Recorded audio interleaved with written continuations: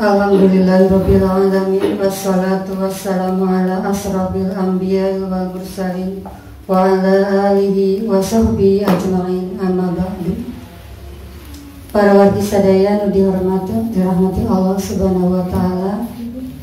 Alhamdulillah dina danget ieu tiasa ngariung di majelis taklim dina raraga pangaosan rutin keluarga. Mugi-mugi majelis nu ieu nyanda kaberkahan ka urang sadaya. Amin ya rabbal alamin. Salawat dan salam pada Nabi kita Muhammad sallallahu alaihi wasallam. Tanpa juga kita bersyukur bahwa kita masih diberi nikmat iman, nikmat Islam dan nikmat sifat. Pada kesempatan ini saya akan membacakan itu tafsir mengenai surat Al-Falaq. Surat Al-Falaq yang terdiri dari 5 ayat. Surat Al-Falaq dan surat An-Nas itu diturunkan bersamaan, yaitu diturunkannya setelah surat Al-Fil.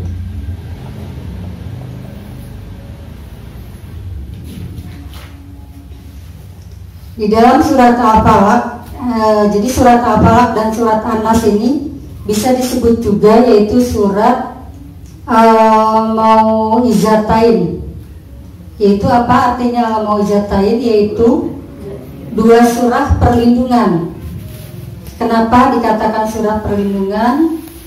Karena ini ada kaitannya ketika ayat tersebut diturunkan, yaitu berkaitan erat dengan peristiwa terjadinya Nabi Muhammad SAW, yaitu peristiwa disihir di dalam asbabun nuzulnya, yaitu tatkala Nabi Muhammad disihir oleh seorang Yahudi yang bernama Labid bin Al-Asam. Ini kejadiannya di Madinah. Maka Allah menurunkan kedua ayat tersebut, yaitu Al-Falaq dan An-Nas.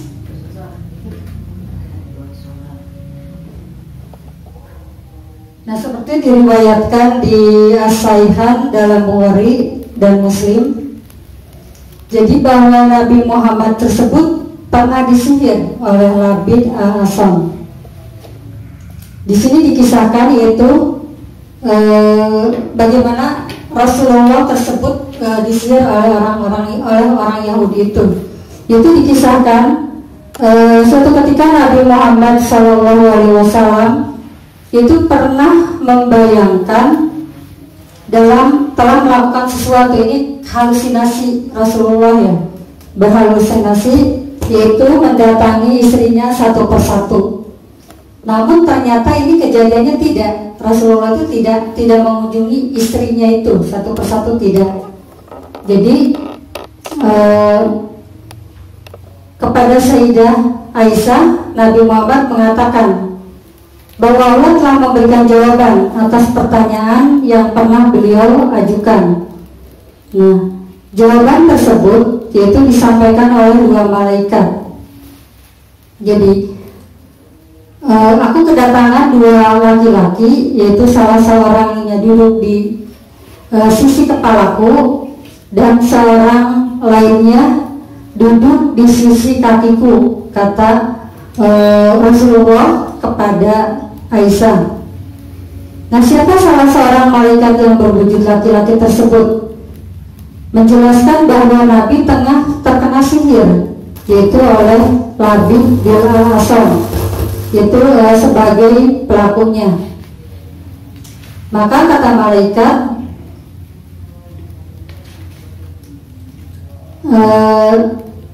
bahwa Labid bin Al-Asam menyihir dengan menggunakannya sisir dan rambut Nabi serta kulit mayang kurma jantan. Jadi Rasulullah disihir dengan menggunakan sihirnya yaitu sisir, rambut Nabi serta kulit mayang kurma jantan.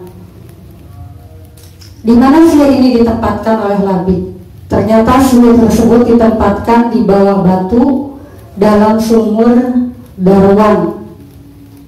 Jadi sihir tersebut adalah suatu perbuatan yang bekerja sama dengan setan, dan setan itu adalah musuh nyata bagi kita ya.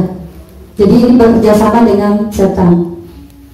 Nah, setelah tahu bahwa Rasulullah tersebut adalah disihir oleh Labid al-Asam, maka keesokan harinya Nabi Muhammad memerintahkan Ammar bin Yasir dan beberapa sahabatnya untuk mendatangi sumur tersebut, sumur Darwan. Mereka mendapati bahwa air dalam sumur Darwan itu berwarna merah kecoklatan seperti air perasan daun pacar warnanya tuh. Nah, sementara kepala mayangnya seperti kepala setan. Nah, ini satu riwayat seperti itu, bahwa Rasulullah di sihirnya seperti itu. Tetapi ada lagi riwayat yang menyebutkan bahwa gulungan sihir tersebut dibiarkan saja di dalam sumur.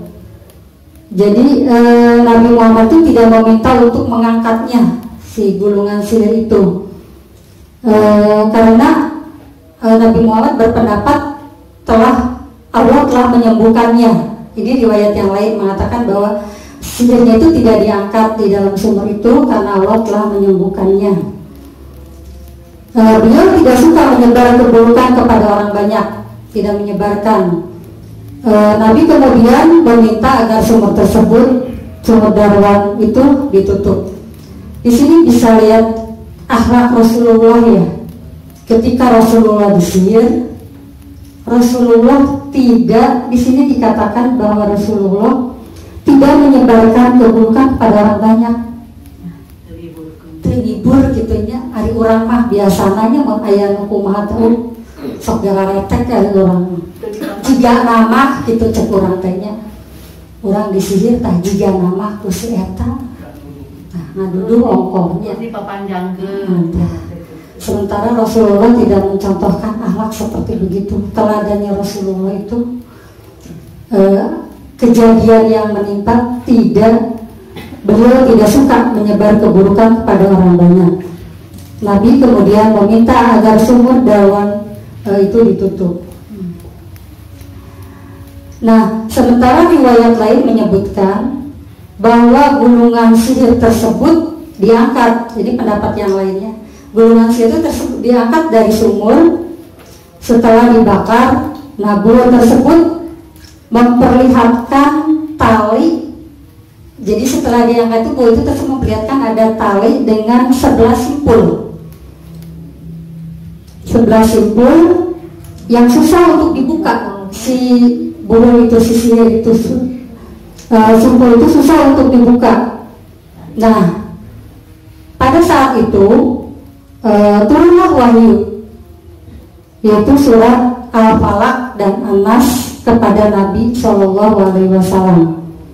Turunlah surat Al-Falaq dan An-Nas. Jadi setiap Nabi membaca dua surat itu, maka terbukalah satu simpul tali itu, dan demikian seterusnya hingga 11 kali.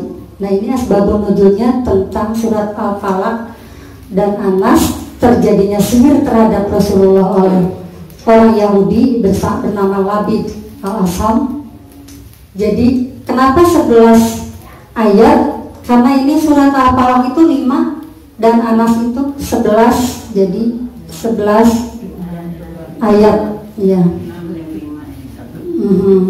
Nah, sejak saat itu sebelum tidur maka Nabi selalu membaca dua surat ini. Jadi kejadian ini bahwa Rasulullah jadi sebelum tidur suka membaca surat Al-Falaq dan An-Nas. Ada yang menyebutkan juga dengan surat Al-Ikhlas juga. Nah, tidak lain apa manfaat dari membaca surat Al-Falaq dan An-Nas ketika mau tidur. Nah, ini adalah tidak lain untuk melindungi dirinya dari hal-hal yang tidak diinginkan seperti sihir. Nah, kalau seandainya Nabi sakit parah, maka Sayyidah Aisyah itu membacakan surat-surat tersebut, lalu mengusapkan tangannya pada tubuh Nabi. Jadi ini dilakukan juga oleh Sayyidah Aisyah ketika Rasulullah mengalami sakit parah. Nah, sihir yang menimpa Nabi, jasad luarnya saja tidak sampai menyerang hati, akal, dan keimanan Nabi. Jadi sihirnya itu hanya kena kepada jasadnya saja, karena jasadnya itu kena. Rasulullah juga sama ya, seperti kita seorang manusia. Kalau jasadnya itu sakit, tetapi dengan sihir itu kalau kepada Rasulullah tidak sampai menyerang hati, akal, dan keimanan Nabi. Karena Nabi itu apa? Nabi itu adalah maksum. Jadi terjaga ya. Namun bukan berarti beliau terbebas dari berbagai macam penyakit dan berbagai faktor manusia yang biasa gitu ya. Cuman di sini, jadi Nabi itu kalau menderita itu terkena sihir, ya layaknya seperti kita manusia begitu, merasa sakit begitu. Cuman di sini dikatakan Al-Buti menegaskan bahwa Nabi Muhammad SAW terkena sihir bukan aib atau bukan kekurangan pada dirinya. Jadi karena sihirnya Nabi itu bukan dikatakan bahwa itu Rasulullah itu aib ya, bukan dikatakan bahwa itu ada kekurangan dari Rasulullah, bukan. Sekali lagi Nabi Muhammad itu karena maksum, terjaga dari kesalahan dan kekurangan. Ini dalam menyampaikan syariat Allah. Jadi maksum Nabi itu terjaga di dalam menyampaikan syariat Allah.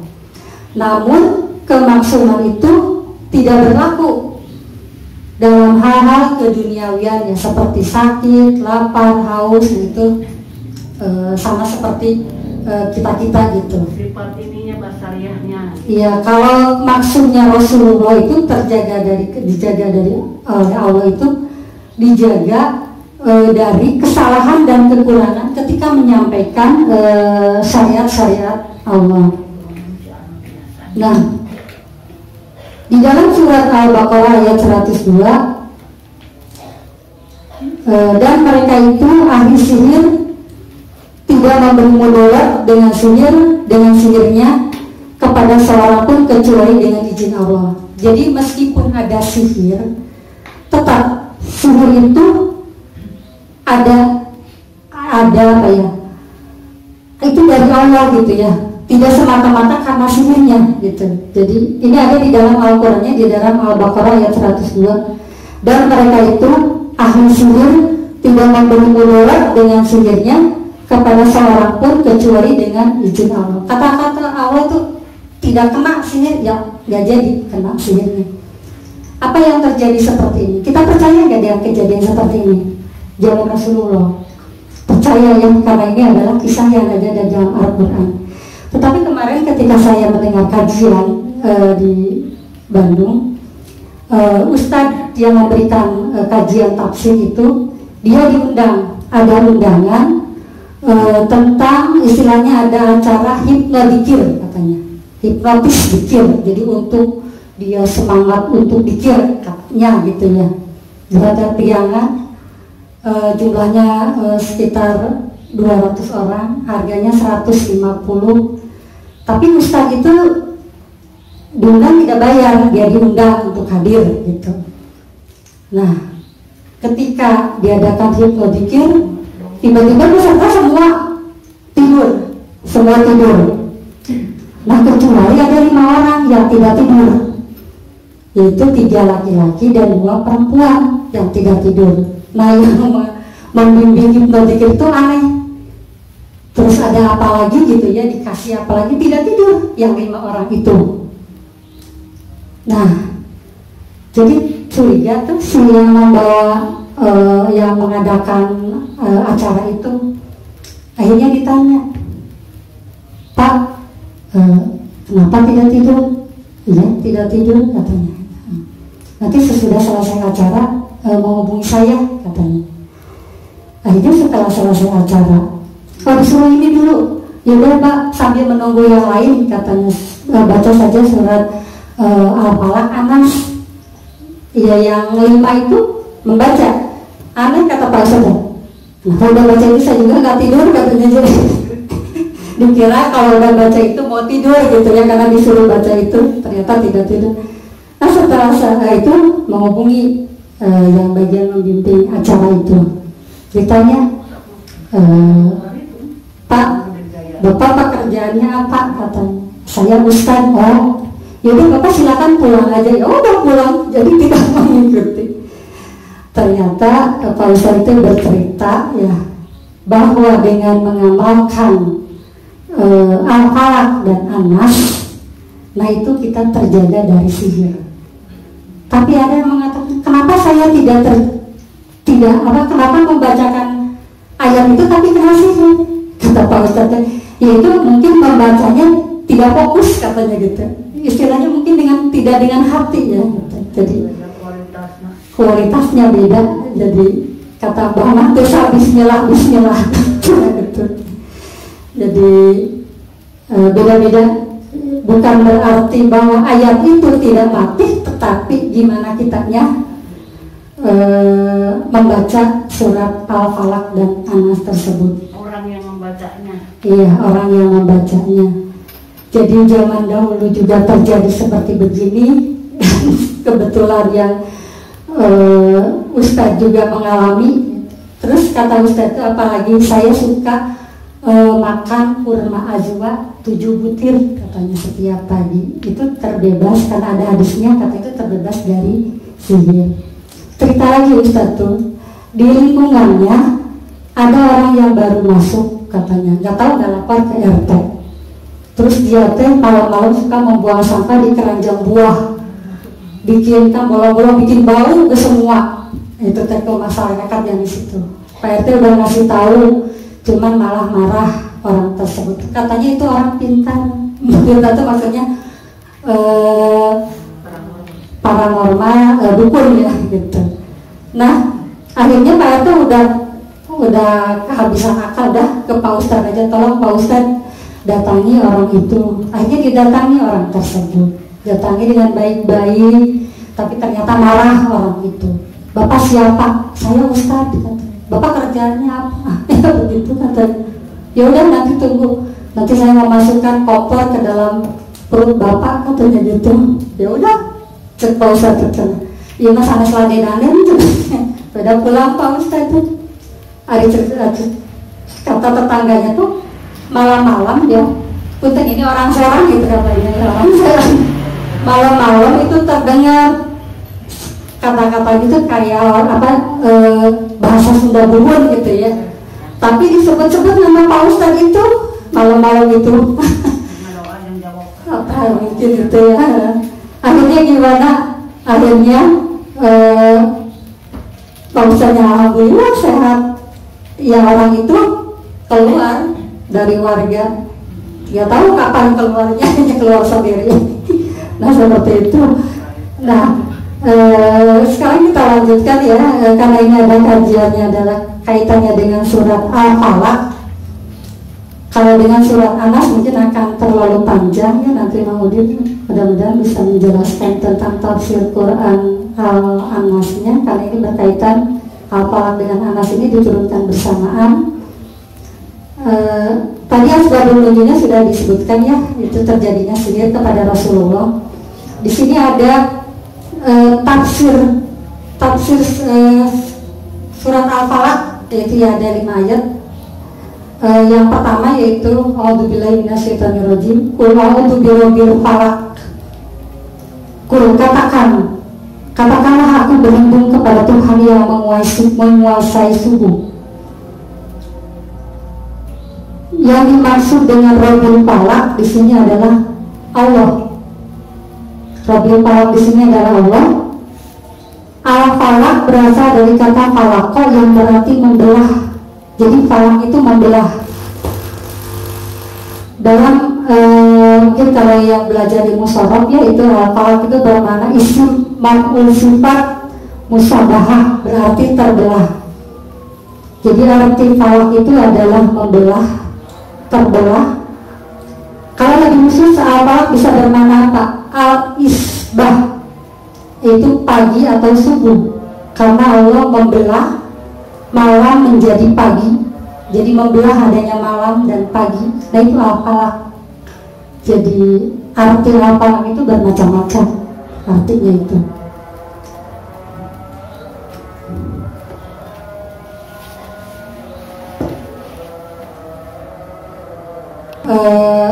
Membelah. Ada lagi arti al-falaq, yaitu sesuatu yang muncul atau keluar dari yang lainnya.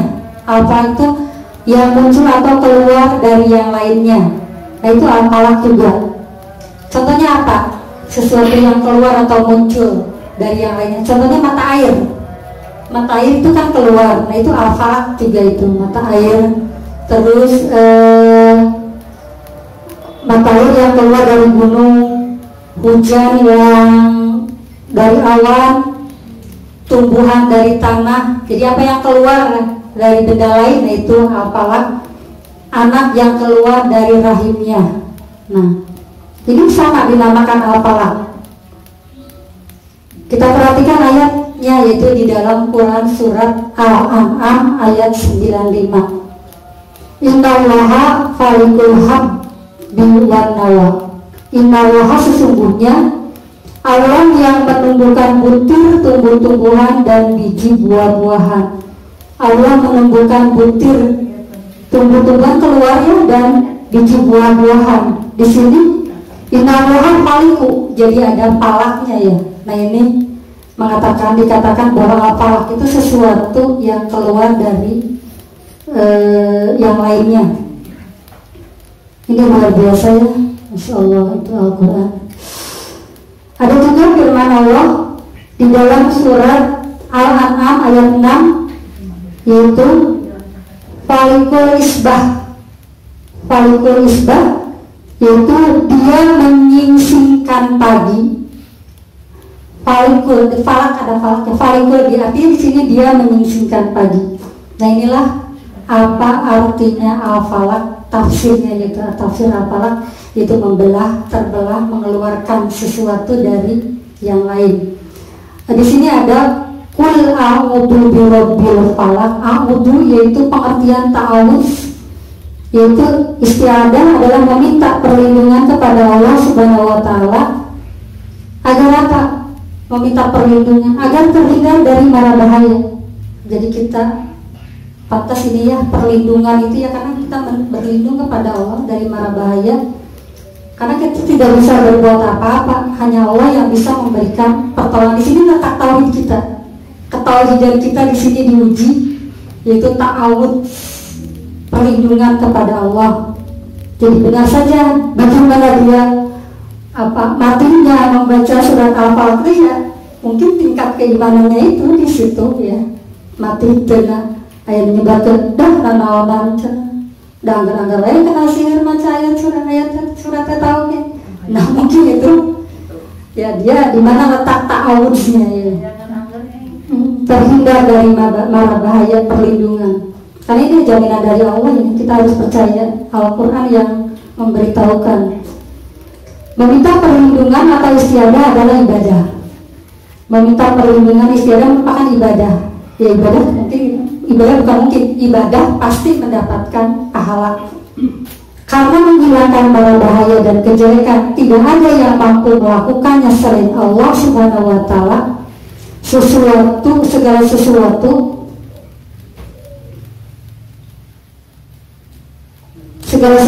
yang tidak ada yang mampu melakukannya kecuali Allah, maka hal yang demikian tidak boleh dilakukan atau ditunjukkan kecuali pada Allah semata. Apabila hal semacam ini diminta kepada selain Allah, termasuk perbuatan syirik. Nah, jadi kalau ta'awudz itu adalah perlindungan, kita hanya meminta kepada Allah dengan yakin. Nah, ketika kita tidak meminta kepada Allah, kita meminta kepada selain Allah, berarti itu dikatakan apa? Syirik. Syirik itu dengan siapa? Kalau syirik, perbuatan syirik, ya dengan setan. Kalau perbuatan syirik ya, makanya jangan dijadikan teman setan itu. Dan kalau setan itu kalau sudah menggoda manusia, masuknya ke mana? Lewat aliran darah, bagaimana kita ya tiap hari digoda setan ayah, cepetnya setan tengah goda karena masuk melalui aliran darah menggoda kita itu. Ayat yang menunjukkan bahwa meminta perlindungan hanya boleh kepada Allah ini ada di dalam ayatnya ya.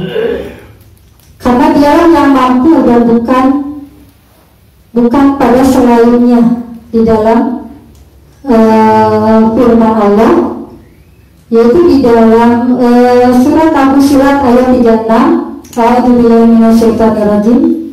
Wa imma yanzaghannaka minasyaitani narzuq fasta'idz billah innahu was-sami'ul 'alim.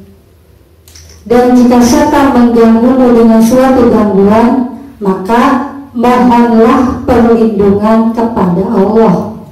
Sesungguhnya dialah yang maha benar lagi maha mengetahui.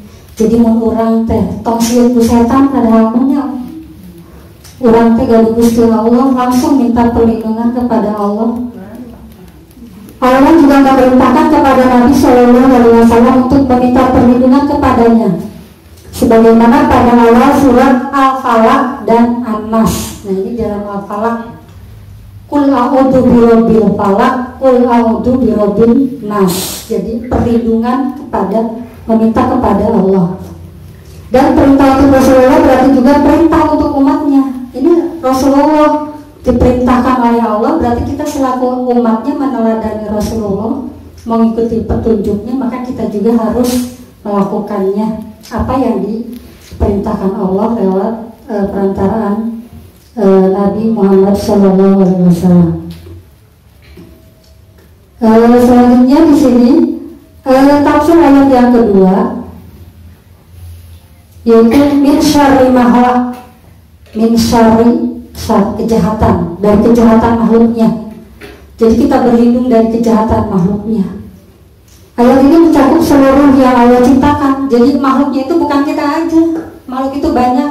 Ada yang bisa dilihat, ada yang tidak ya, makhluk Allah itu.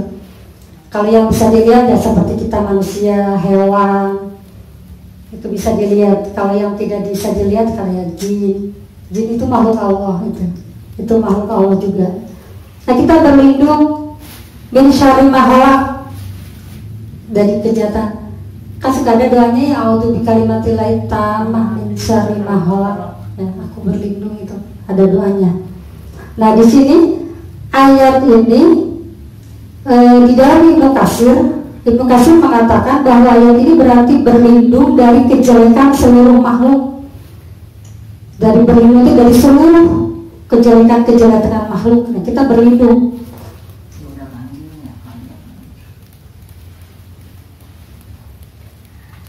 Ayat ini juga meminta perlindungan pada diri sendiri. Ya, dari kejelekan diri sendiri juga kita meminta perlindungan. Apa yang ada kejelekan dari diri sendiri itu ada dalam surat Yusuf ayat 53. A'udzubillahi minasyaitonirrajim. Innan nafsal ammaratu bisu'i ila ma rahima rabbi. Karena sesungguhnya nafsu itu selalu menyuruh kepada kejahatan. Nafsu itu selalu menyuruh kejahatan kecuali nafsu yang diberi rahmat oleh Tuhanku. Jadi nafsu itu tidak semuanya jelek, tapi ada nafsu kecuali nafsu yang diberi rahmat oleh Tuhanku. Jadi kita juga berdoa berlindung dari kejelekan yang ada pada diri kita sendiri. Maka setiap kali seorang mengucapkan ayat ini, maka yang pertama kali tercakup dalam ayat tersebut adalah dirinya sendiri. Jadi dia berlindung dari kejelekan dirinya sendiri. Yang mungkin sering apa? Kejelekan diri sendiri itu, yaitu sifat-sifat itu, ujub, dengki, banyak ya sifat-sifat yang ada pada diri sendiri. Da urang teh sakadang da sok teu karaosna aya ningali jami ngalangkung. Hoya di carioskeun naon ya gitu. Nah itu adalah kejelekan yang ada pada diri sendiri. Kita langsung meminta pertolongan kepada Allah. Karena setan itu ya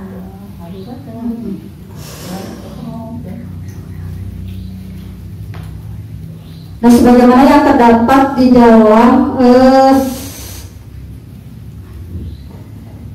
di hadis Ada hadisnya itu, naudzubillah min syarri anfusina. Aku berlindung kepada Allah dari kejelekan diriku sendiri. Riwayat Tirmidzi. Nah ini tafsir yang ayat yang kedua ya. Yang ketiga yaitu wa min syarri ghasiqin idza waqab.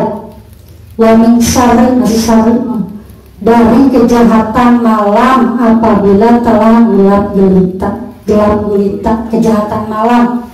Jadi sakaya basa cing atau tongsok pariting teuing ari balik ulit teh kana kitunya.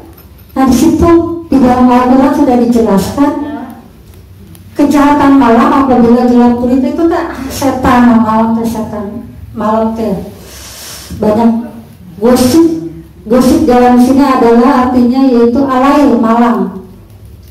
Dan ada juga yang mengatakan al-qamar bulan, arti gosip. Misalnya gosip itu alail atau malam, dan juga mengatakan al-qamar bulan. Sedangkan idza waqab bermakna apabila masuk. Idza waqab apabila masuk, dan dari kejahatan malam apabila telah gelap gulita.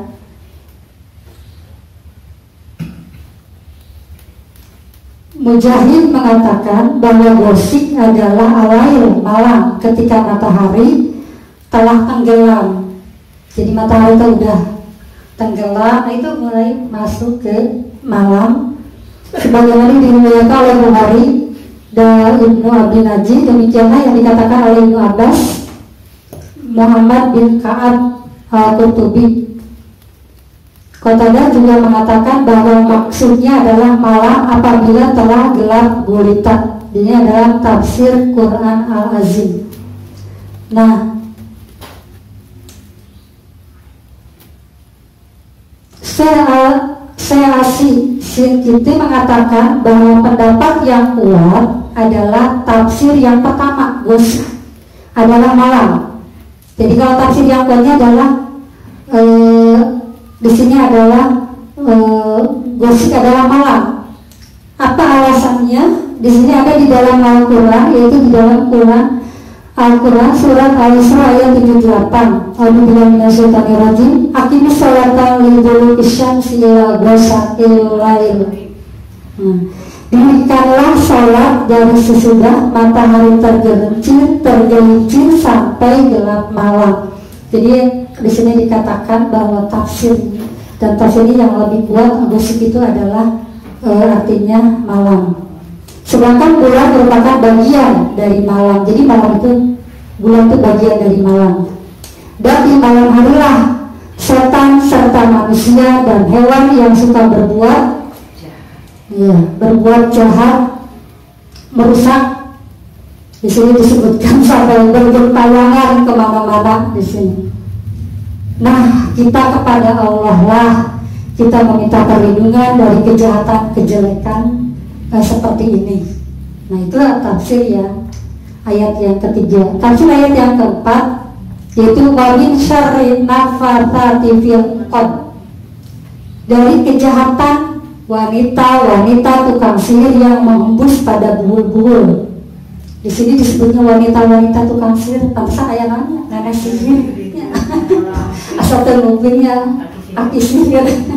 Nenek sihir kan dalam Al-Quran dikatakan dari wanita tukang sihir yang menghembus pada buhul-buhul.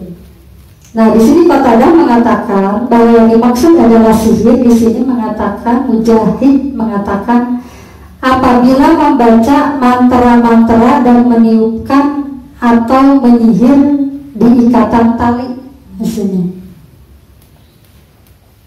Di dalam tafsir Al-Quran Al-Azim. Nah, dalam ayat ini disebut dengan an-nafasat, tukang sihir wanita, nafasat. Karena umumnya yang menjadi tukang sihir adalah wanita. Namun ayat ini juga dapat mencakup tukang sihir laki-laki dan wanita jika yang dimaksud adalah sifat dari nufus, jiwa atau ruh. Jadi bisa juga katanya di sini katakan untuk laki-laki juga, namun kebanyakan biasanya wanita.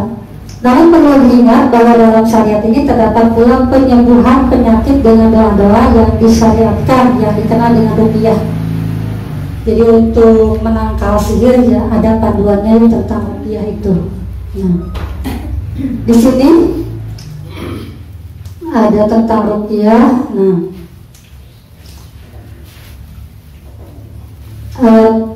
tafsir yang kelima yaitu tentang tafsir ayat yang kelima yaitu wa min syarri hasidin idza hasad. Jadi dari tadi ada syarri kejahatan. Yang kelima syarrinya apa? Wa min syarri hasidin idza hasad. Hasidin dari kejahatan pendengki bila ia dengki. Hasad adalah barang angan hilangnya nikmat yang ada pada orang lain. Jadi hasad itu adalah berangan-angan, ingin hilangnya hasad, hilangnya nikmat yang ada pada orang lain, baik agar pindah kepada diri kita ataupun tidak. Nah itu. Tapi kita tahu kunaonnya hasad bisa, padahal jika kurang tidak urang gawe gitunya sifat hasad, tapi kadang aya wae teh hasad.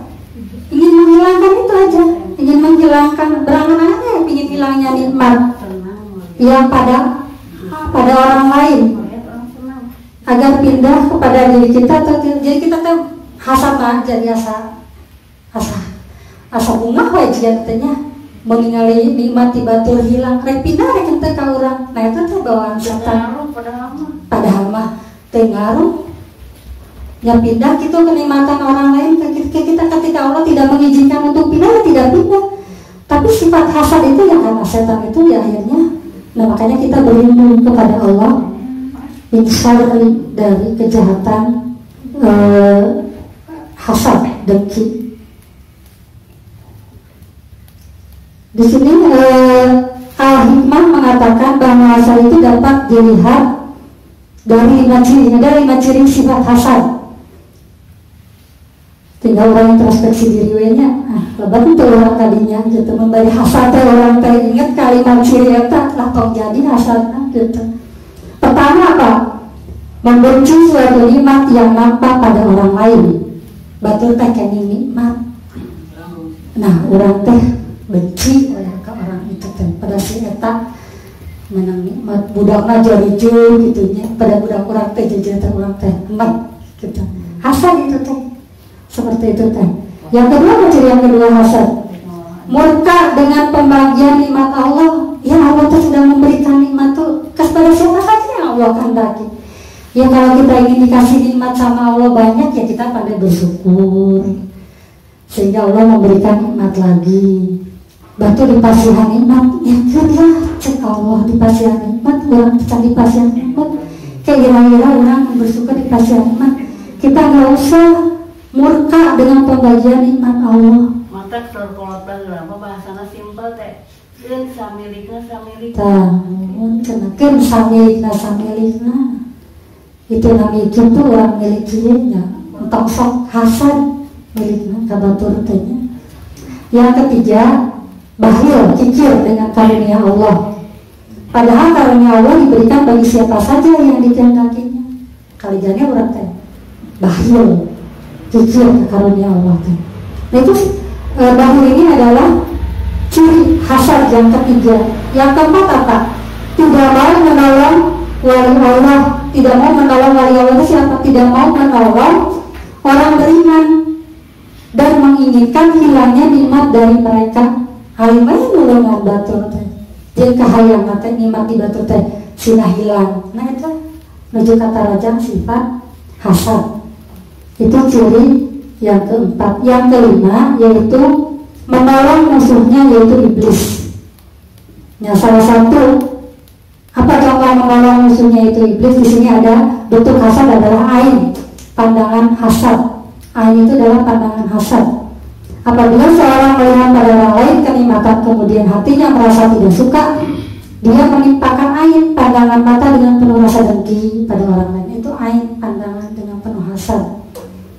Ain dapat menyebabkan seseorang itu bisa jadi sakit, mati. Nah ini kan ada kontribusi di sini adalah jin setan dengan penyakit ain ini. Nah itu salah satu bentuk hasad atau yang adalah bentuk ain atau pandangan hasad. Maka kita Allah menyuruh untuk memerintahkan kepada kita untuk berlindung kepadanya dari malam apabila gelap gulita. Jadi Al-Falaq ini ada 5 ayat, dan dari 5 ayat itu kita berlindung kepada Allah. Yang pertama yaitu berlindung dari waktu subuh, memerintahkan itu. Yang kedua, memerintahkan kepada kita untuk berlindung kepadanya dari malam apabila gelap gulita, dari sihir yang ditiupkan pada bubur-bubur, dan dari orang yang hasad apabila dia hasad. Karena perkataan hasad itu adalah samar, tidak terlihat, kita harus langsung kepada Allah untuk meminta perlindungan. Nah, mungkin ini yang bisa saya sampaikan, yang bisa saya bacakan dari tafsir Quran surat Al-Falaq. Jadi kita berlindung kepada Allah dengan membaca surat Al-Falaq dan An-Nas, karena 2 surat ini adalah 2 surat yang bersamaan diturunkan. Surat Al-Fil dan surat Al-Falaq dan An-Nas ini adalah ada riwayat asbabun nuzulnya ketika Rasulullah kena sihir oleh orang Yahudi yang bernama Rabin Al-Asam, dan sudah tidak tadi dijelaskan kejadian-kejadiannya. Tinggal kita mempraktekkan surat ini kapan dibaca, ya seperti kita doa pagi petang, ketika kita mau tidur. Nah, ini bisa dibaca surat Al-Falaq, Anas. Ada yang menambahkan dengan surat Al-Ikhlas. Mungkin untuk lebih jelasnya nanti Mang Ajudin yang akan menambahkan.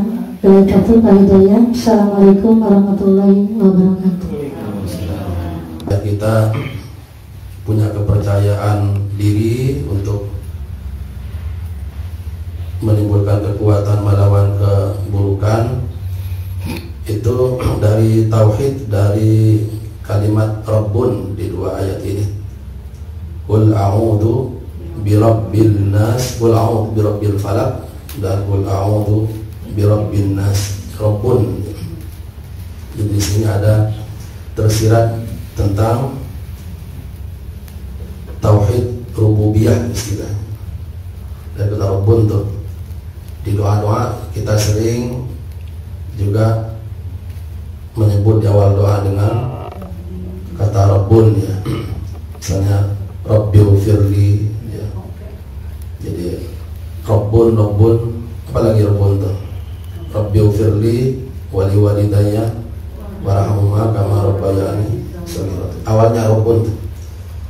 Rabbun artinya Allah kita percayai sebagai Rabbun itu pengatur, ya.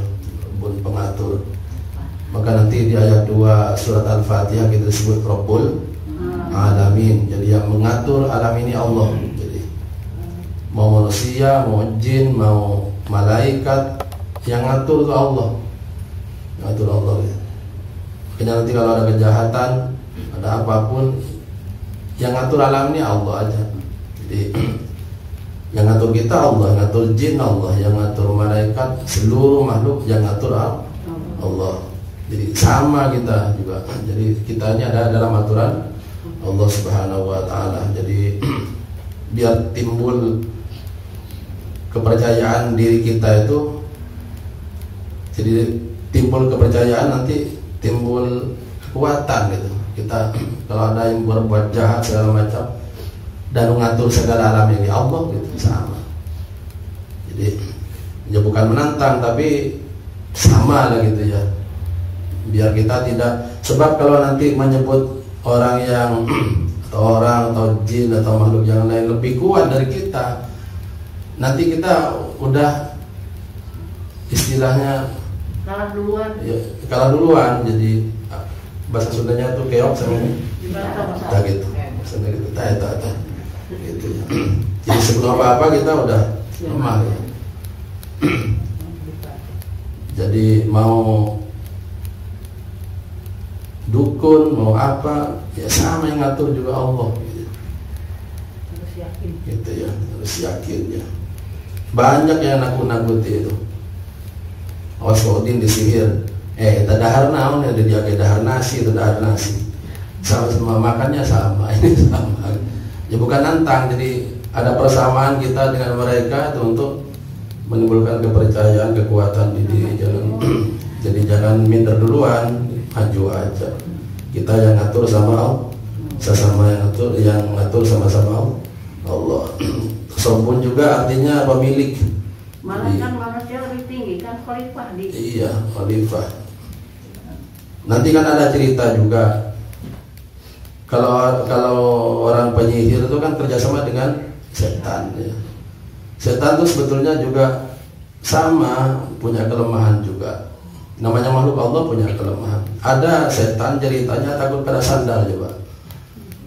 Jadi ada setan sial karena sendal. Tapi sendalnya bukan sembarang sendal ya. Ini sendalnya yang dimiliki oleh orang soleh. Sandalnya Imam Ahmad ceritanya. Ya. Imam Ahmad itu suatu ketika berzikir di masjid. Tapi kemudian ada orang minta tolong, ada orang kesurupan setan ceritanya.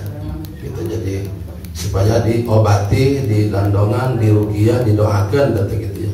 Margina singkat cerita, margina mama bagian tentang acan beres teh dikirana di masjid, tasmi warang kalau tadi ya, kalau ketulung tah bawa baik sandal kuring jadi gitu.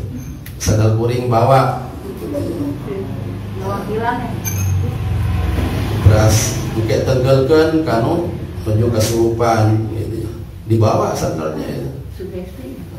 Bukan sugesti. Kita lihat bukan sugesti. Dibawa itu sandalnya. Sandal orang soleh ya. Sandal orang soleh Imam Ahmad. Imam Hambali ya. Udah. Ini sandalnya orang soleh. Jadi di sandalnya juga ketempelan kesolehannya. Nanti gitu. Maksudnya ketempelan pasti maksud saya itu di sandalnya orang soleh ketempelan kesolehan, ketempelan kebaikan. Pasti tadinya nyari dan usahanya dari yang halal. Itu kan berarti sandalnya juga ketempelan kesolehan karena kehalalannya gitu ya. Mun sandal kening maling mau bisa kena mah gitu ya. Setan mah ya sarua jang kuring panas oge ya gitu. Ini sandalnya orang soleh. Dibawa ceritanya sandalnya Muhammad ini ke orang yang kesurupan setan. Baru dekat itunya orang yang bawa sandal ini ke orang yang kesurupan. Keluar sudah setannya itu.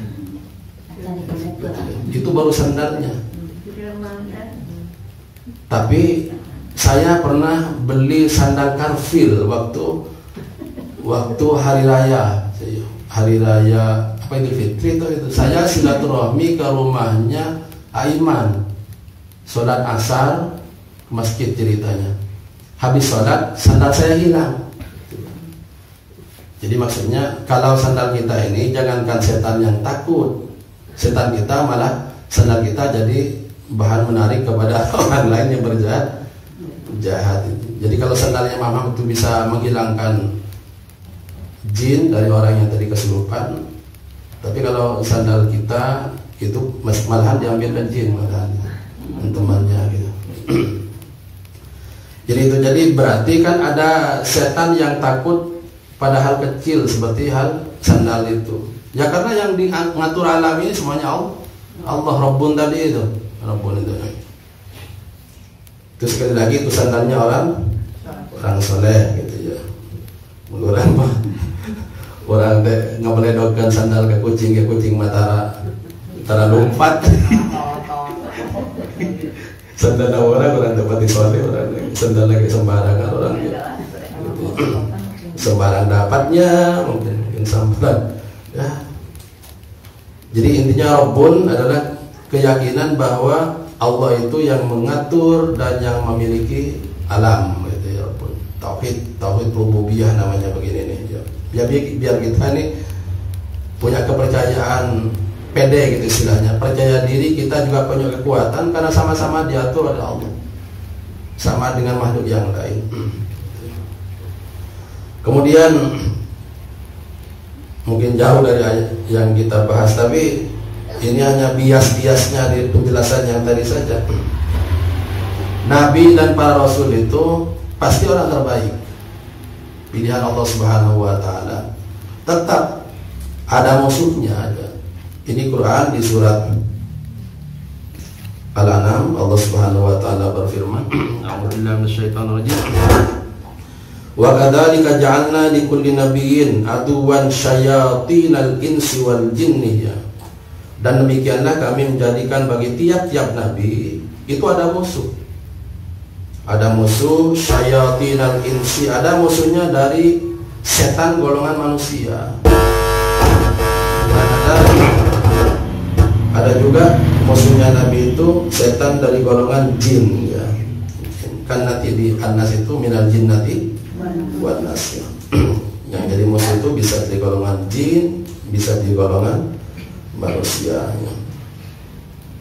Jadi likulli nabiyyin aduwan syayatin ya. Tiap-tiap nabi itu memiliki musuh. Artinya memiliki musuh ada saja yang tidak suka, baik dari golongan jin ataupun dari golongan manusia. Ini apa artinya bagi kita? Jadi pemiurang dari musuhan kubatur sana surah mata oyongnya gitu ya. Nabi aja dan Rasul yang pilihan Allah juga ada yang tidak suka ya. Oh mau orang begitu bahasa teh. Jadi mau orang teh ya pantas ke orang harga gorengan orang sifat-sifat goreng di diri orang gitu ya. Ya pantas kami ayah nu tidak suka gitu ya. Nabi aja yang baik-baik begitu ada. Punya di Quran tadi di surat Al-An'am ada Allah Subhanahu wa taala disebutkan bahwa Nabi dan Rasul itu juga mempunyai musuh dari golongan setan. Al-An'am ayat 112. Nah, yang paling penting bias dari penjelasan saja sebetulnya untuk memperkuat, tapi penjelasan ini kita ambil dari Al-Quran. Ayat terakhirnya itu gitu ya. Wa min syarriha hasidin idza hasad. Permusuhan itu diantaranya timbul dari sifat hasud. Jadi timbulnya permusuhan itu timbulnya baik dari jin atau dari manusia kepada yang lain, itu timbulnya dari sifat hasud. Hasud itu biasanya berurusan dengan masalah kenikmatan, berurusan dengan kenikmatan. Jadi hasud itu adalah sikap tidak suka kepada orang lain yang mendapatkan kenikmatan ya.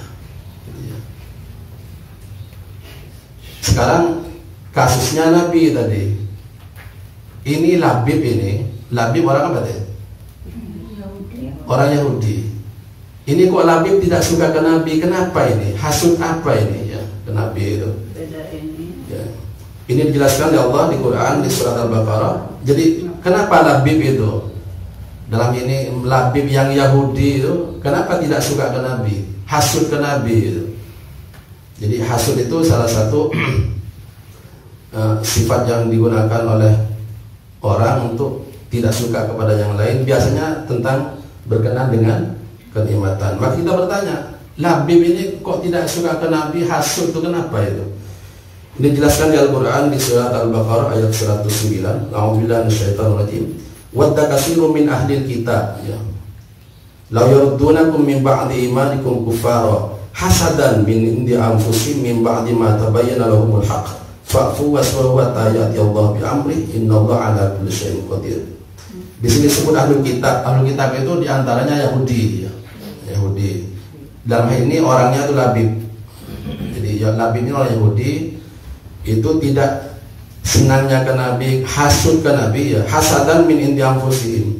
Labib ini hasud ke Nabi. Orang Yahudi rata-rata secara umum adalah hasud ya, hasud kepada Nabi. Kenapa itu? Nabi dapat apa ini? Kok mereka itu tidak suka ya gitu ya. Allah mengutus banyak nabi itu dari golongan Yahudi. Yang paling banyak itu Allah Subhanahu wa taala utus para nabi dari keturunan Bani Israel. Di Yahudi maksudnya.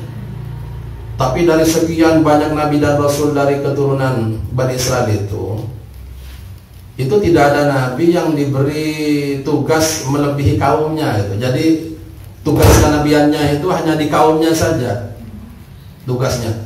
Nabi Muhammad SAW ini titiknya yang hasudnya orang Yahudi terhadap kenikmatan yang Rasulullah terima ini. Nabi mendapat mandat dari Allah, amanat kenabian itu untuk rahmatan lil alamin, untuk semua manusia gitu ya. Nah ini titik tidak sukanya Yahudi di sini. Jadi orang Yahudi itu walaupun banyak nabi diutus dari golongan mereka, tapi tidak ada yang diberi nikmat sebesar Nabi Muhammad gitu. Kenabiannya itu hanya sebatas untuk kaumnya saja. Nabi Muhammad di Quran oleh Allah kemudian dibilang wa ma arsalnaka illa rahmatan lil alamin. Nggak seneng itu.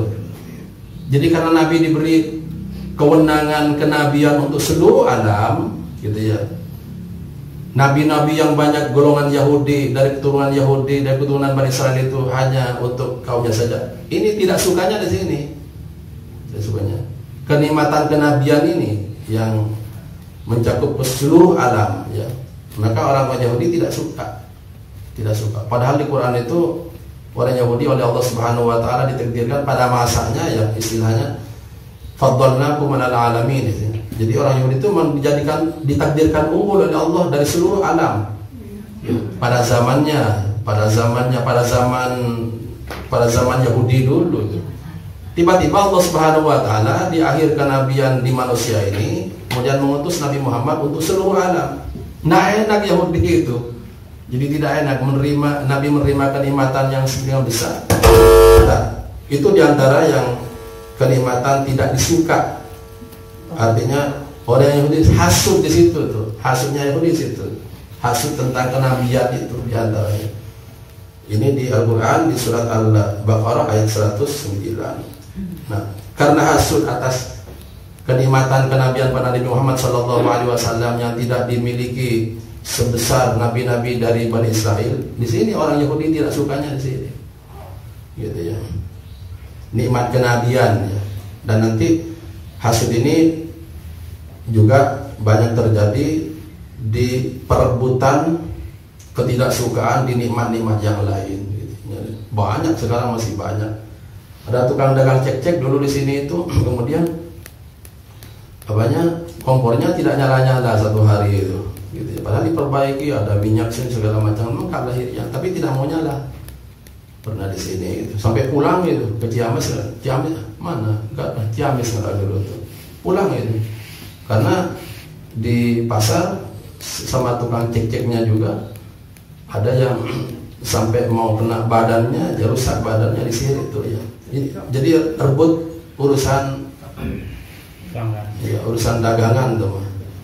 Padahal hanya cek-cek kita itu, cek-cek. Tapi kemudian dari cek-cek itu jadi cekcok gitu ya. Jadi ada dari cek-cek, cekcok kesananya. Dari cekcok kemudian nanti sampai mengancam jiwanya. Udah pulang, saya pulang gitu.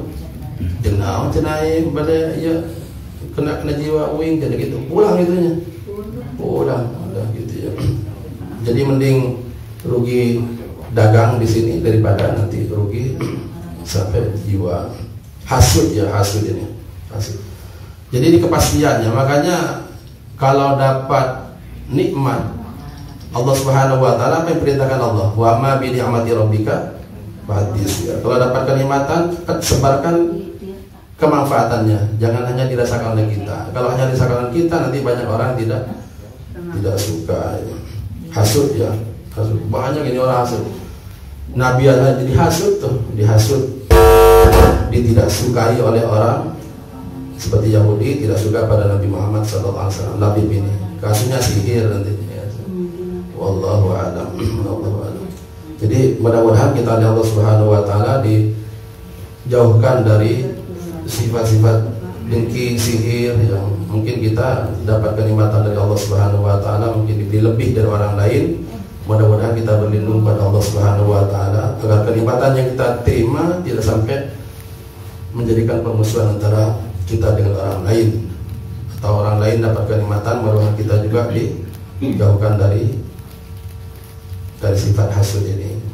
Intinya tiap orang rezekinya sudah diatur masing-masing. Nggak usah hasud-hasud. Ada itu yang hasud. Nah, Nabi tadi baik menyebarkan ke orang lain sebab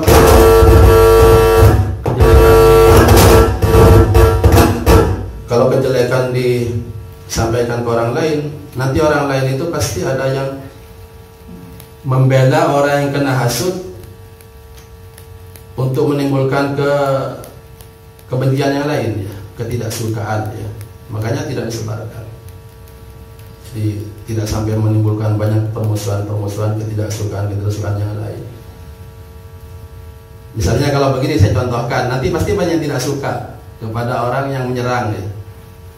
Misalnya Mang Udin, ada saja yang hasut ke Mang Udin, pasti duduluran mata enak, sahajal mana, ketika mesti gitu nanti itu, ya, pasti tidak terima, kan nanti ada permusuhan ke orang lain lagi, gitu. Jadi makanya kejelekan kalau disampaikan tuh nanti timbul kejelekan yang lain, gitu ya, kejelekan yang lain.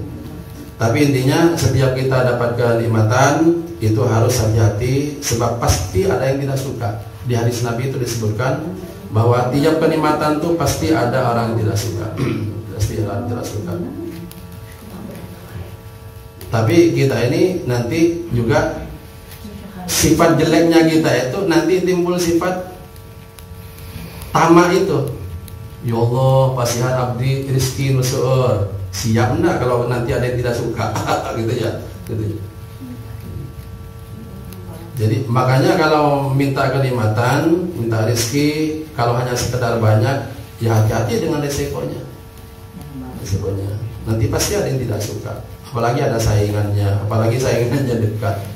Hati-hati, takut nanti dikirim-kirim sihir-sihir model gitu dengan kerjasama dengan setan itu. Alhamdulillah, minta alhamdulillah. Zaman sekarang masih ada zaman sekarang. Ya, kalau dicontohkan, disebutkan nanti takut timbul kebencian, tapi ada saja. Ada sampai sekarang itu rizkinya banyak, tapi jangan uturan deh, gitu ya. Sakit-sakitan terus orangnya, padahal usahanya besar lah lahiriahnya bagi kita. Tapi sakit orangnya, sakit. Ada yang tidak suka sakit. Gitu. Di pamimam teh unggal waktu sebetulnya teh bisa mam sama sate, tapi margina jalamina utur mam sate kita enak. Jadi mending mana orang teh orang tiasa mam enak, tapi orang teh alhamdulillah kehalangan ku penyakit gitu ya, sehingga maman nuraos teh tak bisa kenikmati. Mending orang teh jantan jalmi biasa, tapi kenikmatan tak yang dipantang ku Allah Subhanahu wa taala. Raos ya. Ya segala melalui untuk misalnya lira bisa diundang ku batur kan gitu. Dan ditraktir kan enak gitu ya. Daripada orang teh misalnya kaya tapi kekayaan terbiasa dinikmati. Maka di Al-Qur'an penutup upami kenikmatan do Allah wa amma bi ni'mati rabbika hadis terus kaitan sareng bulan ayeuna. Kenikmatan yang banyak namanya Al-Kautsar. Kalau dapat Al-Kautsar itu perintah Allahnya dua. Inna a'tainakal kautsar fasholli rabbika wanhar. Kalau dapat kenikmatan yang banyak, salat. Maksudnya hubungan dengan Allah yang baik. Hubungan Allah tetap yang baik. Salat jamaah jalan gitu ya. Ini kadang-kadang ada orang ingin dapat kenikmatan, salat duha rajin. Setelah kenikmatan tidak salat duha. Alhamdulillah. Maka dalam Quran kalau dapat kenikmatan disebut Kautsar, sholli. Jadi salat artinya hubungan kamu dengan Allah harus baik. Tingkatkan dengan Allah Subhanahu wa taala. Banyak itu yang setelah dapat kenikmatan jadi salat jamaah enggak, ke pengajian enggak gitu ya. Coba kita ada di keluarga ini banyak tidak ke pengajian. Ya maaf ya, maaf ya, tidak apa-apa, tapi bicara begini ya mudah-mudahan kita jadi introspeksi gitu ya.